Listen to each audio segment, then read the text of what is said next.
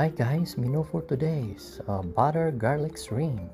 Ayan, naglagay na po ako ng butter kasi yan po ang gagamitin ko instead of mantika. Ayan, dapat low heat lang siya para hindi siya mag taste na parang tutong pag naluto na yung shrimp.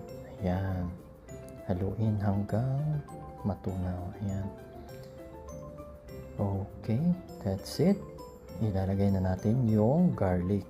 Ayan, yung garlic naman po, ikon lang po natin, gisahin lang po natin hanggang mag golden brown na siya. Ayan, si Mang Juan, halo na ng halo. Yes, Mang Juan, golden brown na ba? Oo, madali na mag golden brown. Ayan, pagkatapos nyan, golden brown na, ilalagay na natin ang shrimp.